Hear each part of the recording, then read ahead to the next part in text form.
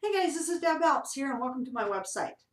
In this short video, I want to go over the reasons why you want to look at becoming either a business owner or an investor. And a lot of you guys are in the position of you're an employee or you're self-employed, you're struggling, you're trying to figure out, hey, what do I need to do to make my life easier, to have a lot more fun, because it's a pretty grueling world out there if you're not figuring out ways to leverage your income. Leverage meaning making money whether you work or not. So let me go over this really quick.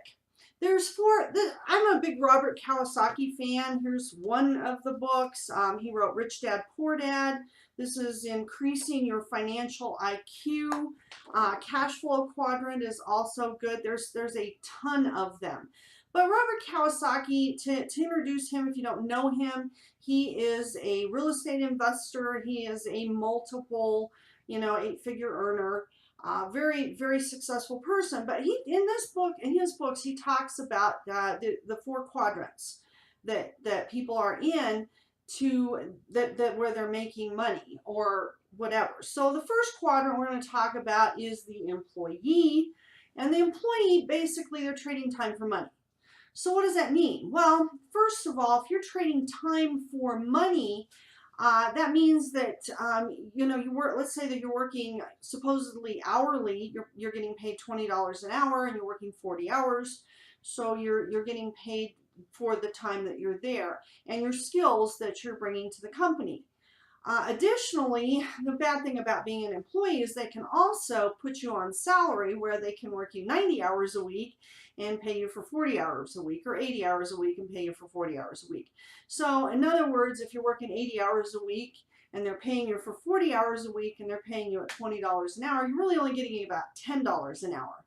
And, that to me just doesn't quite sound great. There's one other thing about being an employee that people are always bringing up. Well, I got health care coverage, I've got benefits. Well, this is something a lot of people don't know about. So let's say that you're working for a company and they have Blue Cross Blue Shield as an administrator for your insurance. So what happens if you get sick, if you get really sick? Well, this is something to really, really kind of watch for, because if you get really sick, the company is self-pay. Now, 90% of all big companies are self-pay. So if you go to the doctor, they just pay for it, okay, out of it. And Blue Cross Blue Shield administrates it. So let's say that you get really, really sick and you cost them a lot of money. Are they going to keep you? Are you going to be on their list of people that they might want to get rid of?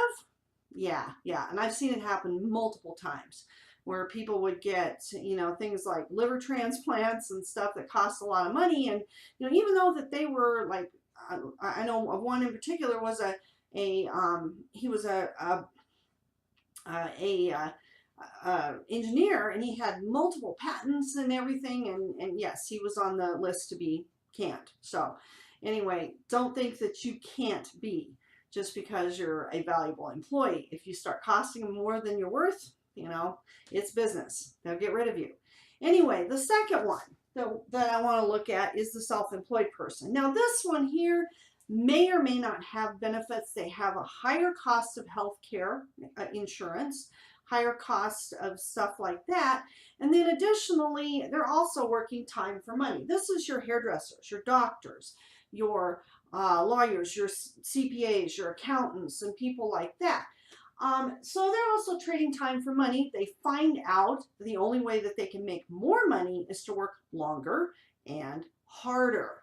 So looking at that one, hey, no leverage. All right, there's no way that, like I said, and then if they get sick, I mean, the business is gone. It just goes away. There's no way that they can do anything about that.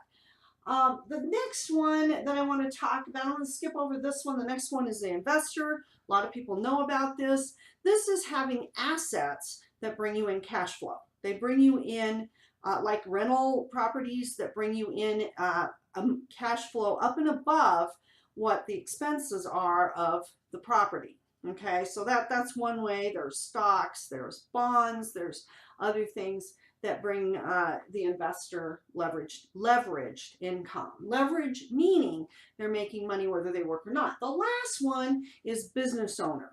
And a business owner is also leveraged.